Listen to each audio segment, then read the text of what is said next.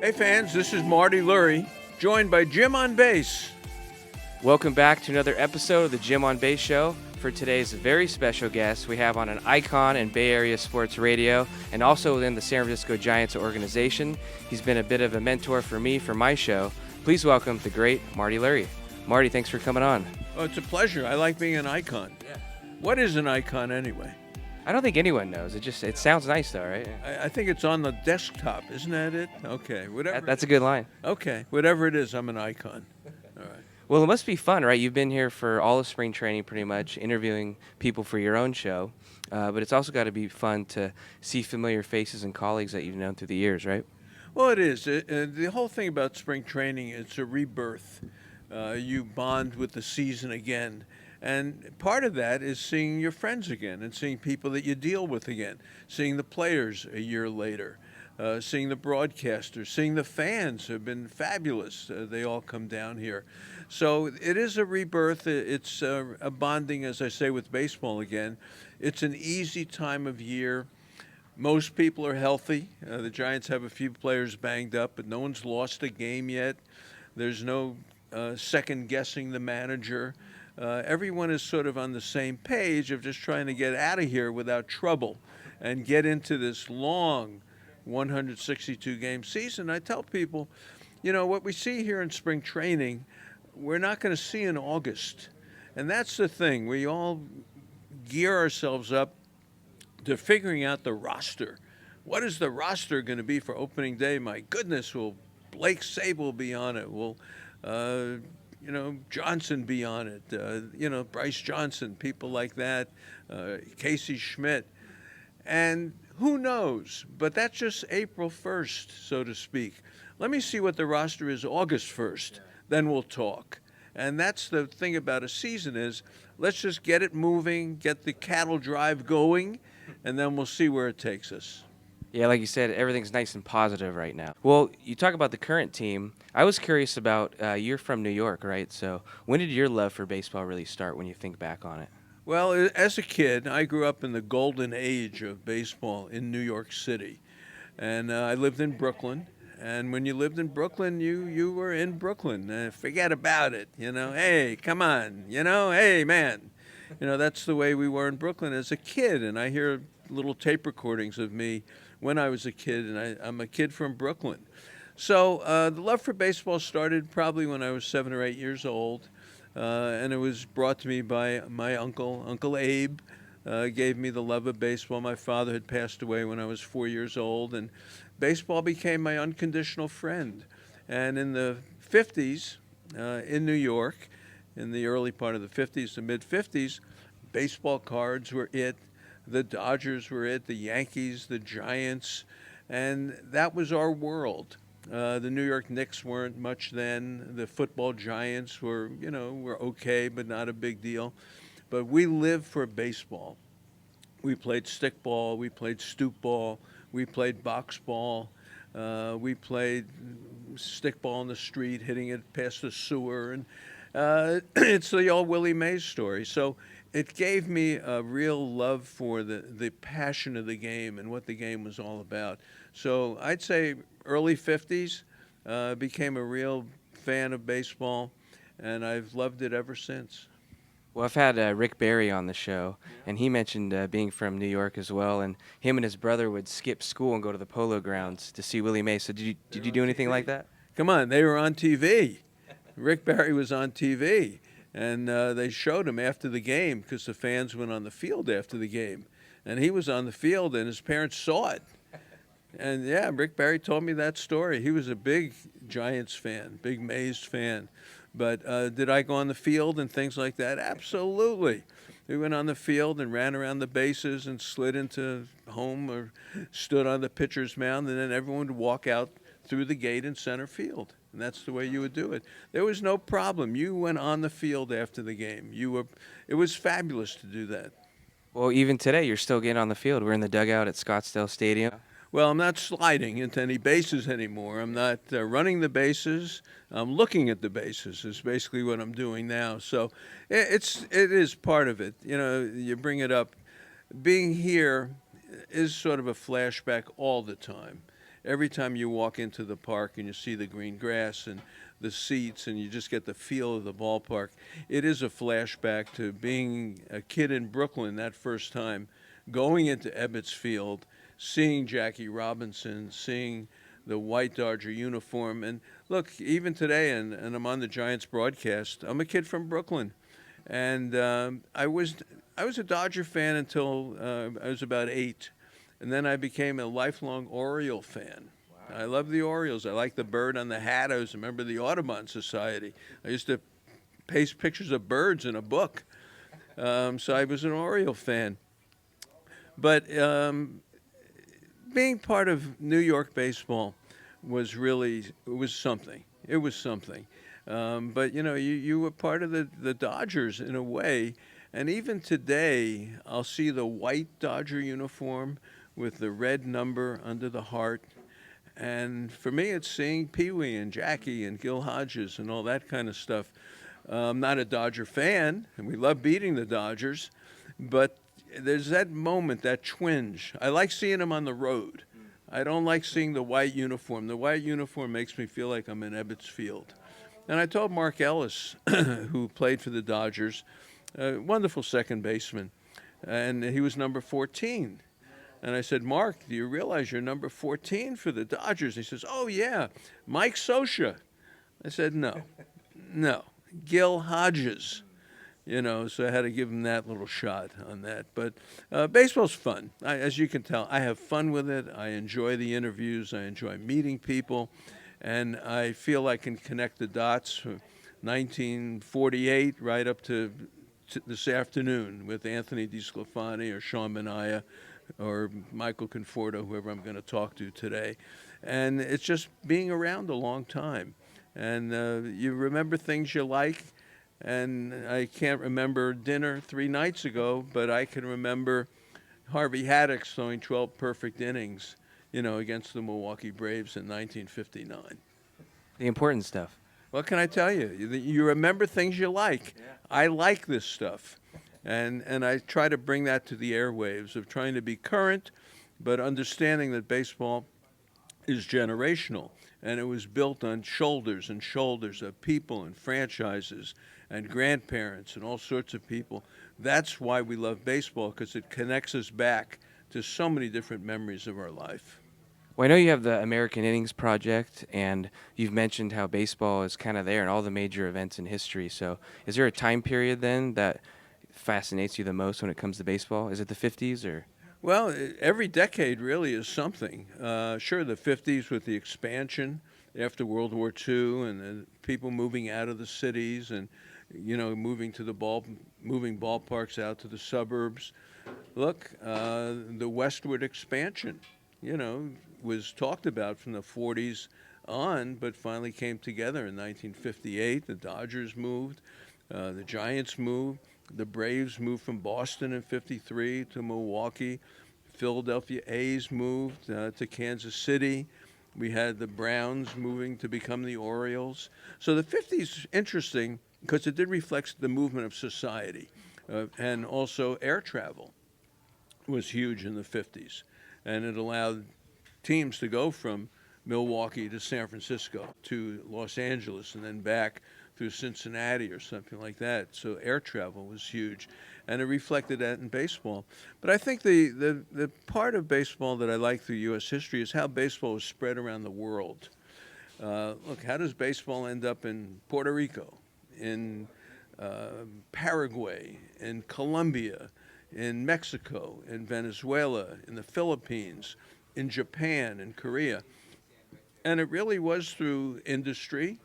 American industry went into all those areas, and baseball is part of America, so they introduced baseball to the people there.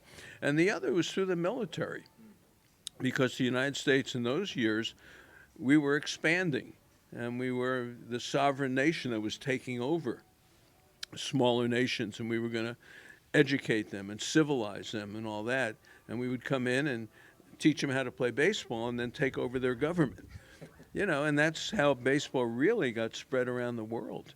And it's a big part of understanding the culture of America and how baseball was used to bring that culture of America to different countries. So I like that part of it. I like the part of the Depression. And, and baseball had to be so innovative to survive the Depression. That's how the All-Star Game started. That's how Ladies' Day started at the ballpark. So many things happened in the 30s. Interleague play was talked about in those days, but the American League did not want interleague play because they had all the stars. National League wanted interleague play. They talked about the DH in those days to get more offense into the game. They changed the baseball in 1930 to get more offense so more people would come to the game. So the Depression was a part of that decade was interesting to me and how it affected baseball. And look at World War II. Look at how baseball impacted World War II with the GIs overseas, getting the sporting news, playing baseball, got in the prisoner of war camps, playing baseball in the airfields. There were teams of professional baseball players that were put together within the military that played in Europe and played in the South Pacific. And baseball was a huge part of the morale. And the planes had insignias of the teams on them. The pilots were wearing caps of the St. Louis Cardinals and things like that. Famous umpire Augie Donatelli, who I remember from the 50s. And what did we know? We didn't know who Augie Donatelli was, but we knew his name, Jocko Conlon, these pillars of umpiring. And I just found out recently he was in the military in World War II, shot down. He was a gunner in the back of one of those B-29s with the bubble and, like this, and shot down and parachuted out, broke his ankle. The farmer in Germany caught him, turned him over to the Nazis. He was in a prisoner of war camp, and they played softball in the prisoner of war camp for recreation. He couldn't play. Augie Donatelli, the umpire. So he became an umpire in the POW camp. Then he was marched through the forest in Germany when the Allies were getting closer, finally liberated, went back to the little coal mining town in Pennsylvania, said, I want to be an umpire. And there's more to the story, but he became an umpire. But that was baseball in the 40s. And when everyone came home from the war, of course, the minor leagues proliferated. Minor leagues were all over the place, and every little town had a minor league franchise. And that was how baseball went around the country. But it led to the integration of baseball in the 40s. So that decade was huge because, let's face it, Jackie Robinson was the first African American to play in organized baseball since the 1880s. And why did it happen? Well, because the military should not have been segregated. And when World War II ended, people said, God, you fought beside us. How we have to start passing laws that shows you can't discriminate on race, color, creed, religion, and all that stuff. So once Branch Rickey of the Dodgers understood that these laws were coming, he knew that there was going to be a new source of free labor. Baseball has always looked for free labor. That's why baseball mines the Dominican Republic and Cuba and Puerto Rico for years, and the South America, because they can get free labor, because they can sign 1,000 guys for $100,000 as opposed to one for $6 million. So they love that. So here's the African American players, and all of a sudden they had a whole new free labor. Hey, we can just take them. There's no contracts that we have to respect. So that's what happened. Branch Rickey went out and signed Jackie Robinson and changed the face of baseball forever. All this post-World War II. So that decade for me was huge. And then you get the 60s, the turbulence of the 60s, and how we changed our attitudes towards journalism, where it wasn't protecting the player anymore. We wanted to find out the personal side of a player. And we had, of course, the race riots in the 60s.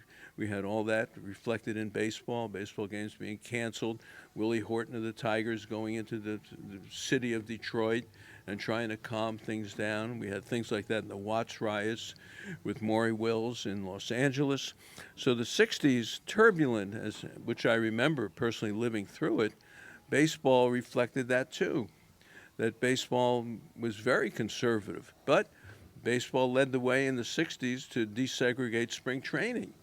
Up until the 60s, the black players couldn't stay in the same hotel as the white players in Florida or Arizona, places like that. So the 60s, where everything was changing in the world, everything in the world was changing with the assassinations and the Civil Rights Act and the Voting Rights Act.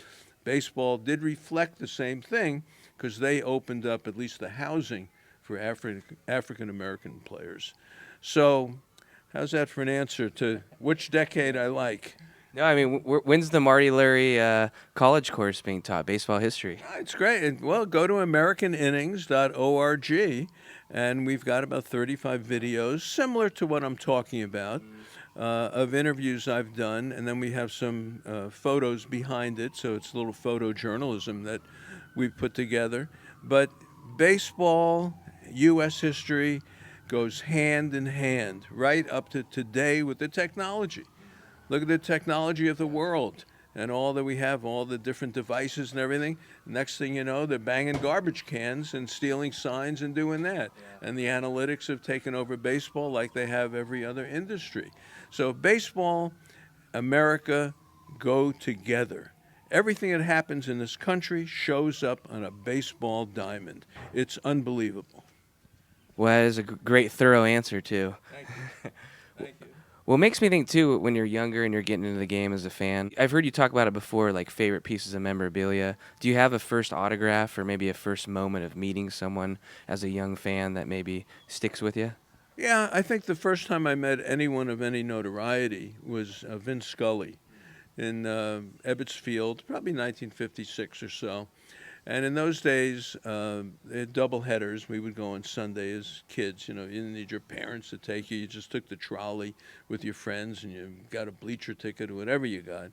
So it was in between games with a double header. And I remember Ken Boyer of the Cardinals went wild in the double header. I thought he stole like 7 bases, and I looked it up later. Maybe it was 2 or 3. But I remember that. But here's Vin Scully in between games of a double header, standing like 60 feet from me buying a hot dog.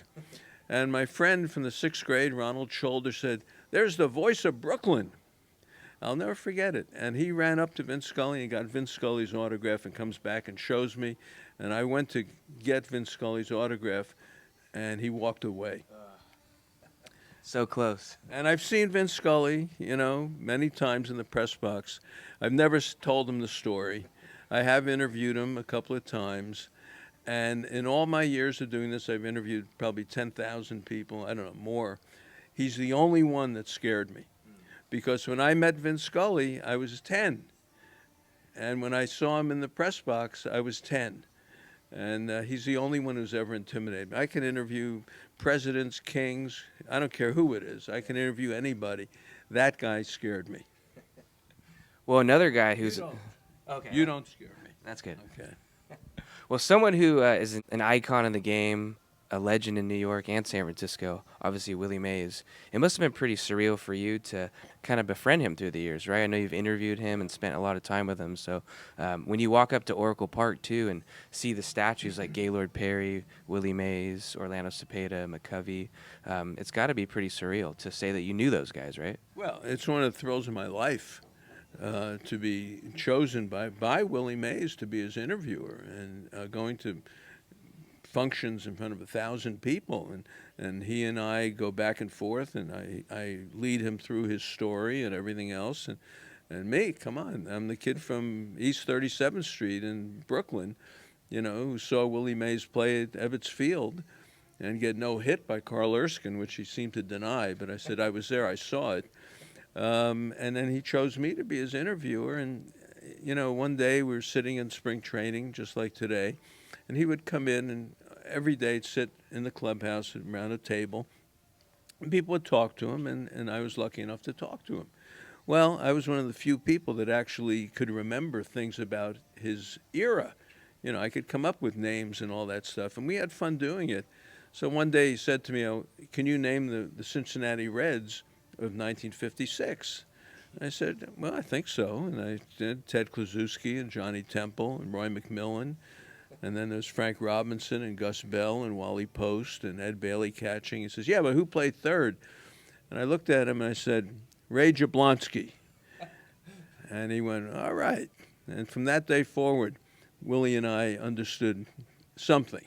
He knew I knew something, and that was my biggest honor, was to be accepted by Willie Mays. So yeah, and to see Gaylord and hear his stories, and I'm friendly with Orlando Cepeda, and being someone who's talked to Willie McCovey all the time, and Marichal I don't see too much, but they're fabulous. It's surreal that me, Marty Lurie, could somehow be connected to these people.